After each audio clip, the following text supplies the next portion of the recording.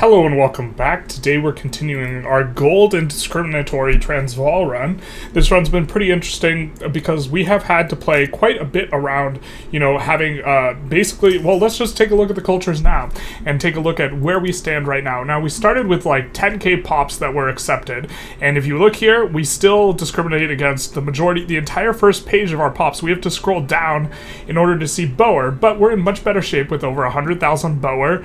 This is a combination of both regular population growth and assimilation, because this is our primary culture down here, which notably protects us from the malaria because this is a Boer homeland. We also got 60k Irish, 50k Portuguese, big nice, 15k Scottish, 13k English, 10k Dutch, and then a smattering of other ones. And so this has been really, discriminatory heavy, and we have done some strange things playing around it, like building a lot of universities before getting a good amount of construction as part of, what's been going on. And so this has been interesting. We have also been very, very fortunate because this area has a ton of gold. Now, Transvaal itself has not discovered as much gold as we would have liked, but we've gotten most of the gold out in Freistadt, and so this is quite a lot of gold, and it is propping up basically our entire economy. 80k of our income, of our 130 income, is coming from minting, so this is big. Last episode, we went after most of Central Asia, and so we have secured ourselves a really nice resource base because Persia's really resource dense, and we're going to be annexing them pretty soon here, actually, and so this will give us, a nice heartland. But not only that, but we have 10 million pops. We have 10 million pops total and all of the stuff.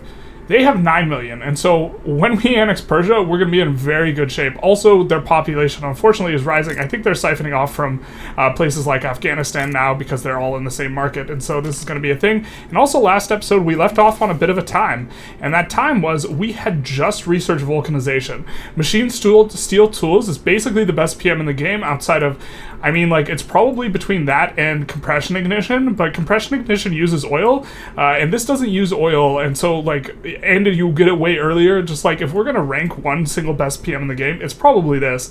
And so just absolutely outstanding. And so what we are going to be doing is we are going to be transitioning to being both mining and tool oriented. We're probably not going to go too heavy on steel or something like this and really just try and lean into this. To that end, we're probably going to end up doing stuff like exporting steel or exporting tools from the market. Right now we're researching a company or joint stock companies to get another max number of companies. We're probably going to put that in on the tooling company, and so we will have a gold company, an iron company, and a tooling company. Steel mills throughput is actually pretty nice because we probably will end up getting a smattering, and they're very, very pop efficient, although they are very sensitive to price. But what we will probably end up doing here, just taking a look, this is from the UK's market. We are going to collapse the price of tools, I think, and then we are going to export it to other people. We could already even start exporting it to the Taiping market. We have not many trade routes, but we will probably want to put in a little bit more. We're not really producing much of anything other than gold, but we are looking to transition into producing a ton of tools for the overall British market here. We finished colonizing down here in Zululand, so we're going to start incorporating it. The 20-year incorporation or the 21-year incorporation is a very unfortunate, kind of symptom of what we have going on overall, and it is a little bit rough because it takes us so long to get these in.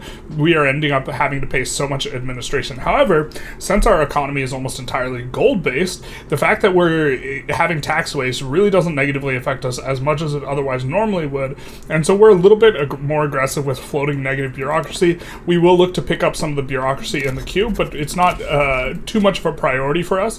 Why don't we look where we have the lowest upkeep and kind of needs it? I guess we'll need it in Zululand in a hot second. And so we'll be putting down here, and then we will look to, integrate this into one of the places we are currently building in. As far as turmoil goes, we have no turmoil here, so building here is actually reasonable, except we will have qualification problems almost instantly. But we'll just do this, put those on auto expand. They should be able to, make good use of the peasants, or at least the few that are remaining. We're kind of coaxing on up LM here, as well as this province, which Kerman is actually going to be pretty nice because we have relatively good mappy here, and so this is going to be a nice place for us to build. Also, also we are getting extra migration attraction here, which is nice because we have this trade center, which is another reason to like put in more of these trade routes like this. So our export route to the Heavenly Kingdom, this puts the trade center here, which gives 25% migration attraction. So if we come in here, we're actually pulling migrants here, which is going to make it easier to employ up here, because the migrants we're pulling are ones we accept. We don't accept the native Persian pops, but it will be easier for us to get capitalists, and you can see that we are actually doing a decent, well, we're doing a sort of decent job employing on up, but it should get a little bit better. We do have this railroad here now, so we're probably going to be pretty aggressive using some of these PMs because we are just trying to kick up the SOL, drive up the migration, and once the migration's high, we will be able to get more capitalists and actually get these buildings to employ up. You know, it's normally this probably wouldn't be profitable. However, it's more profitable if it's fully employed, and it will be fully employed easier if we can pull more pops in. So we are getting ready to annex Persia here. We gained access to another company, but unfortunately, we can't slot one in other than this grain one, but there will be a cooldown. We won't be able to slot in for some time, but we did put tooling workshops in Fristadt, getting us up to level 10, which is what's needed for the tooling workshop. So we're going to be heading towards that as best we can. For the techs, we are going to go for human rights. We are not going to complete it. Instead, what we are going to do is we are going to do the traditional slingshot method. We're going to research 12.5k of it, and then following that, we will look to make some ingress into steel frame buildings. That way, what will happen is just as soon as these two finish, we will get both human rights and steel frame buildings, which will be quite nice because we do have feminism that we want to get into. This is what we really want, more so than the human rights themselves, is feminism, so that we can try and make a roll for multiculturalism. Although we won't have anarchism, so it'll be a little bit of a slow roll, but I think it's good enough for the attempt.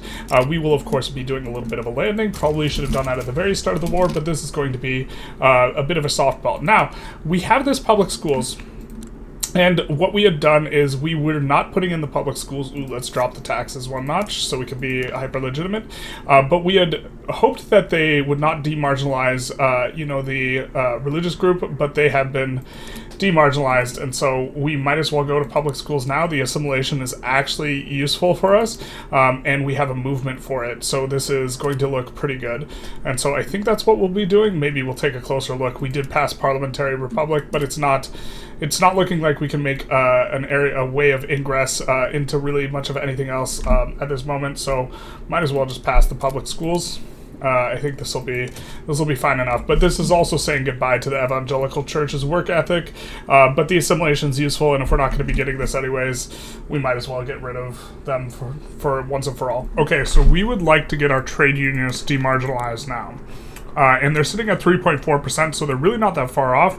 And what we can do is we can pass universal suffrage. Now, the industrialists are really happy with us. However, if we pass universal suffrage, how mad do they get here? This is a big question. Okay, they won't be enough for that to cause a massive revolt, but maybe we could do something a little bit smaller. But what we were thinking is, hey, we could use this guy, get this guy as an agitator, and then he is a radical, so he will want to pass this stuff. He will also cause a movement for a universal suffrage. I think this is actually the gentleman we had earlier, historical figure. He's now 65, but he literally has literary, which is one of the best traits with plus infamy decay. And so I think we're going to invite him. He'll start a movement to pass universal suffrage, and we'll see just how big that movement is. That's a pretty nice sized movement. I think we'll take a crack at it then. And so what we'll do is we will start passing universal suffrage, and then what we will do is we will promote him to government. So we'll do this, and then we already have captured the movement itself, this 22, and it's, placated. The movement maintains the strength even if we give this guy leadership, which we are doing, and so now it gets even stronger. So we're going to have a 38% tick, which is going to be quite nice for us. Also, a little bit slow going here in Persia, but it looks like we're finally making some progress.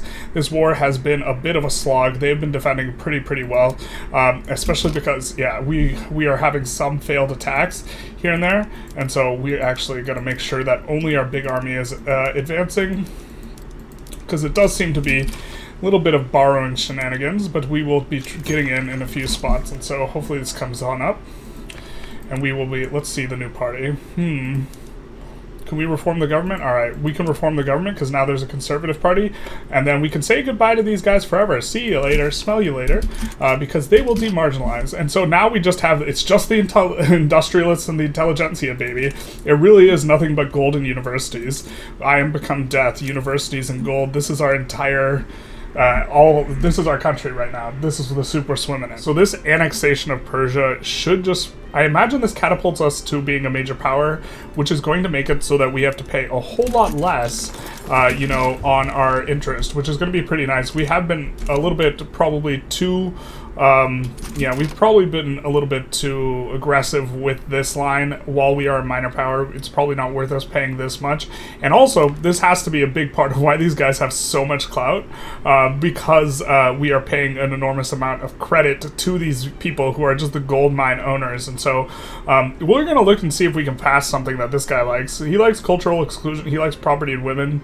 He likes compulsory primary school. He likes compulsory primary school. So once we get this through, we'll probably go compulsory primary school. This is something we want to pass anyways, and you know, we are working towards the law to get it.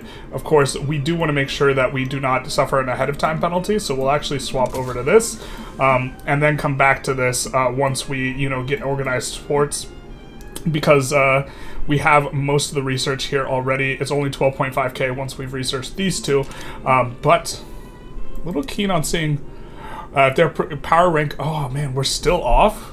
We're still 59 off. Wow. Being a major power will be a big break point for us, though, so that'll be super nice. We're going to fix up PMs and incorporate and do all the dirty stuff here, but just wanted to emphasize the resources here. There's so much resources here. This is going to be really good for us, especially when we fix up all these PMs. We're going to have much better PMs. Stuff's going to be really nice, and we have a bunch of excess bureaucracy now. We're going to be able to start incorporating all these, and it's going to be 20 years down the road that, you know, they get fully incorporated, but something around the 1900s, we're going to have like a really nice pop-off when we have all of this stuff starting to incorporate and be really, really nice, and we probably will be accepting all these pops by then as well. So we're actually in a bit of trouble here. Right now, we have really bad market access, and the reason for this is, there's a really good reason for this. The reason for this is this.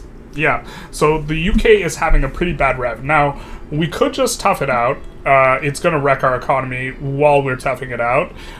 Or we could do something a little bit aggressive. Hey, Taiping. Man, Taiping's had so many of these freaking revolts.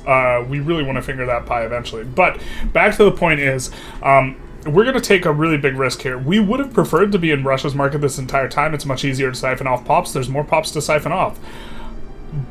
And also eventually, perhaps, if this run like makes a really nice sharp upturn, we actually do want to try and kneecap the UK as much as possible and really go after them. That way we can annex them and then form the UK ourselves, because memes. So we're going to do something really, really, really risky, and we're just going to leave the market. We're going to leave the market because now's kind of a good time to leave the market. We will improve relations, and then you see all of this happens. This is just absolute pain. And what we want is we want to join this customs union, and you can see we have a minus 13 score. We can't propose a trade agreement. We have no trade between the markets. What we're going to do is every single thing that we have a shortage of, we are going to try and import from Russia. 100% of these things. We are also going to export everything that is really expensive.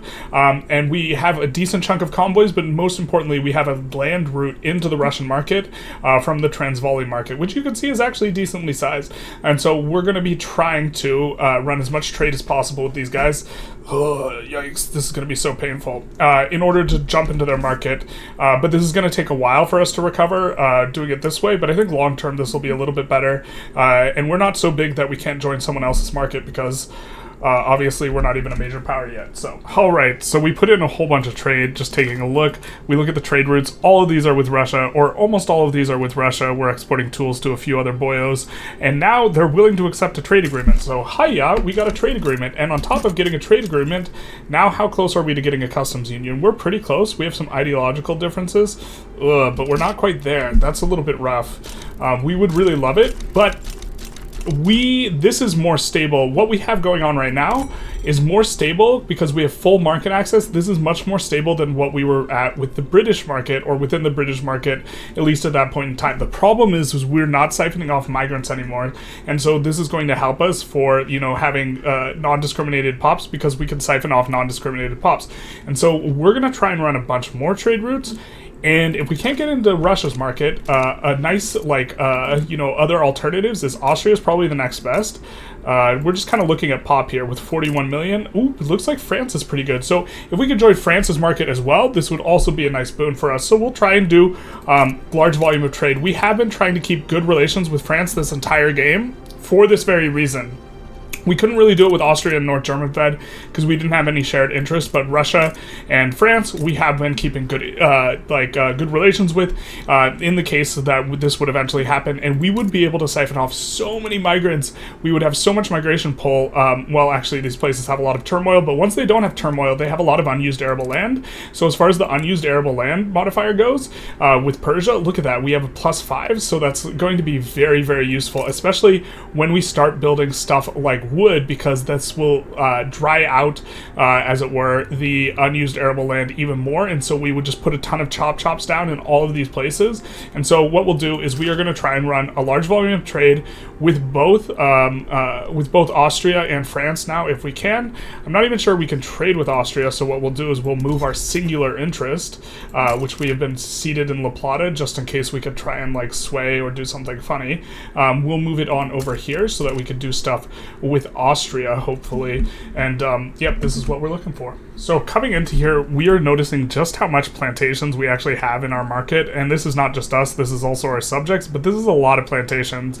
And so as far as tech goes, we might even make a little bit of an adjustment here and go for pump jacks until we natural spread or organized sports, and then we'll come back to human rights and this. That way we can get a little bit earlier pump jacks. It just feels so bad and feels so weird because we also want steel frame. There's so many things we want. I guess we can't have it all.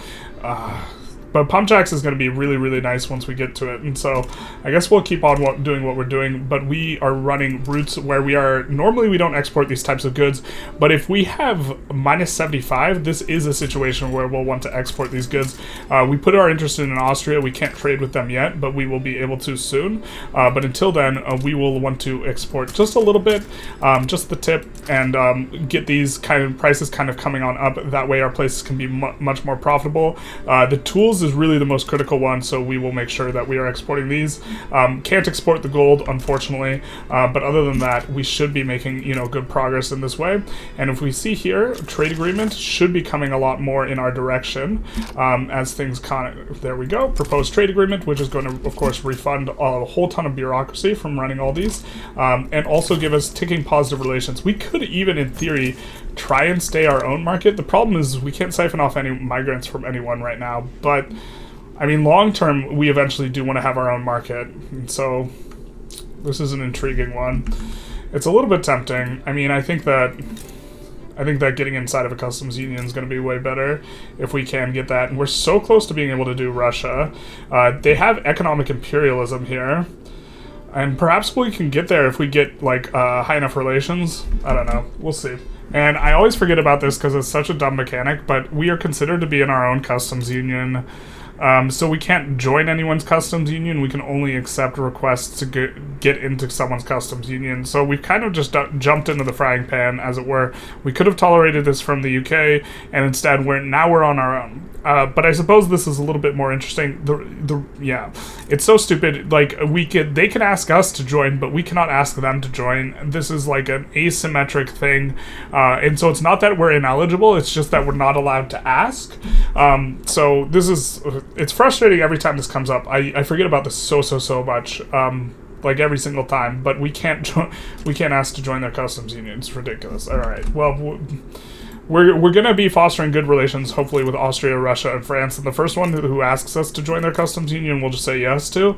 And we're hoping that one of these guys, one of these gentlemen, as it were, asks us sometime in the near future.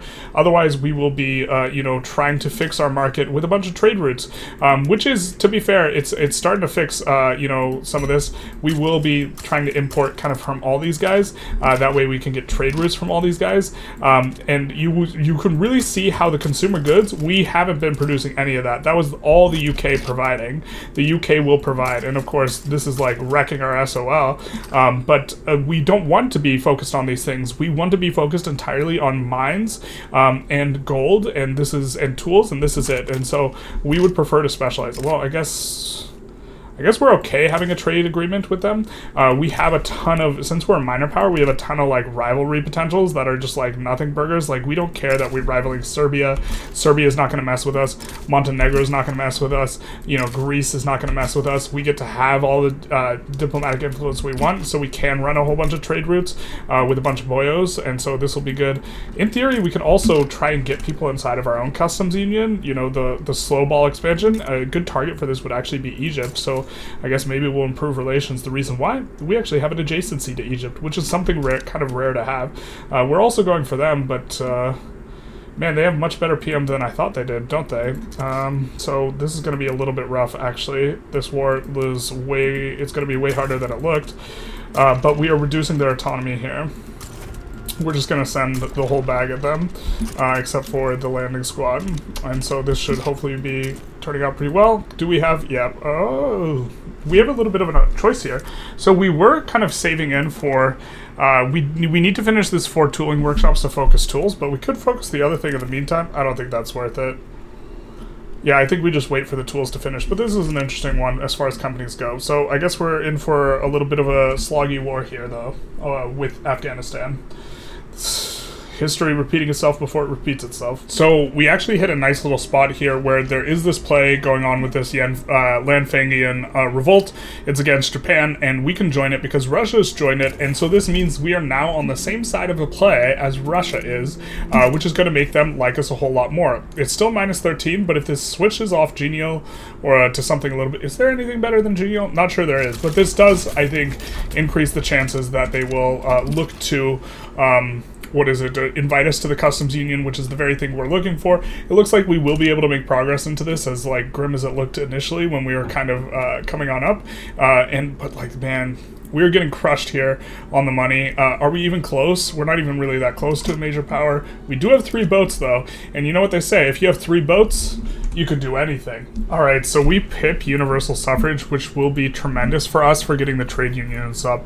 We also had to lower our construction a little bit, and this is going to cause us to have even less authority. I think we're going to, looks like we're gonna have to cut back on a greener grass campaign. I don't think we want to cut on the resource edict. Well, actually, maybe we can cut on the resource edict in Transvaal. We truly don't, like, some of these places aren't fully employed, and this place doesn't have the gold mines, and so maybe we would prefer the greener grass campaign over the resource edict. I'm not entirely sure. So, well, we also have this turmoil problem. I mean, long term we'll want the resource edict more. But the resource edict is really good here because we have all these gold mines, and it's applying to these gold mines, and it's giving we have a whopping 56% throughput. And I'm not sure what we axe here. It just like feels bad. I guess we'll just axe this consumption tax that we had like put in like wistfully, hoping that we could start transitioning to a normal looking economy. But I guess that's a thing of the past. However, what we can do now is you know. Man, these guys are really mad at us, but this guy's a reformer, and guess what he wants? He wants a compulsory primary school.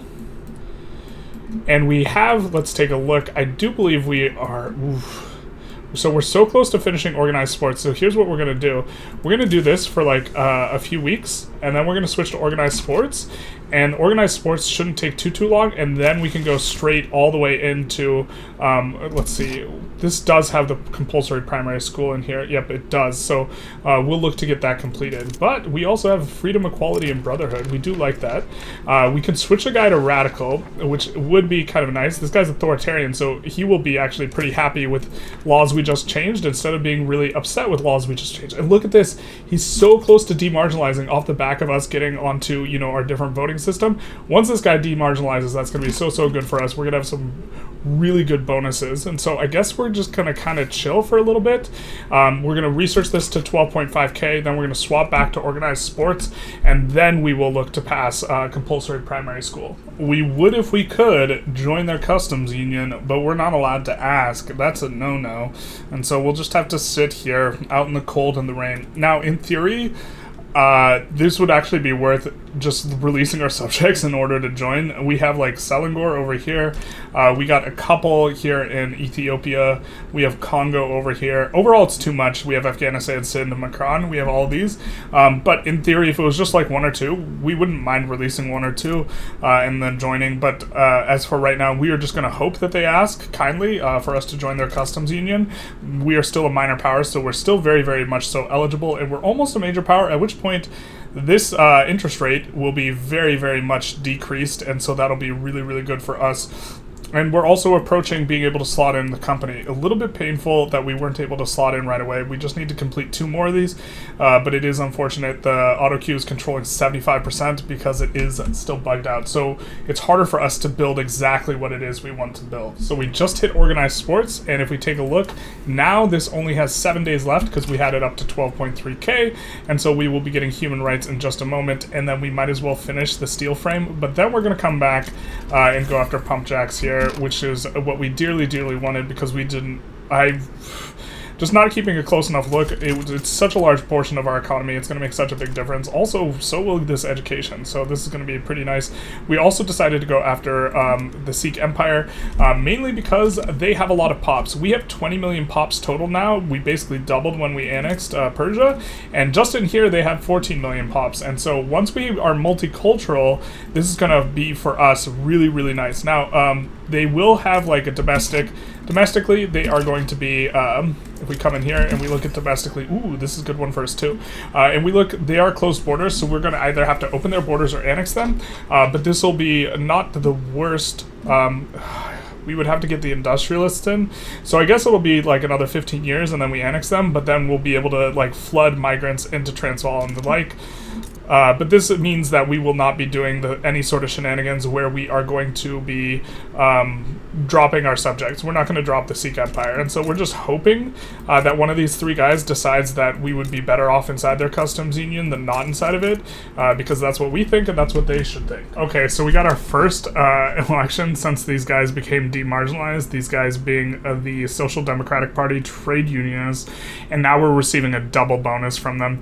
So this means we're going to get workforce ratio and manufacturing industries throughput, which is going to be probably better than the investment pool contribution efficiency, although that's a heckin' good modifier.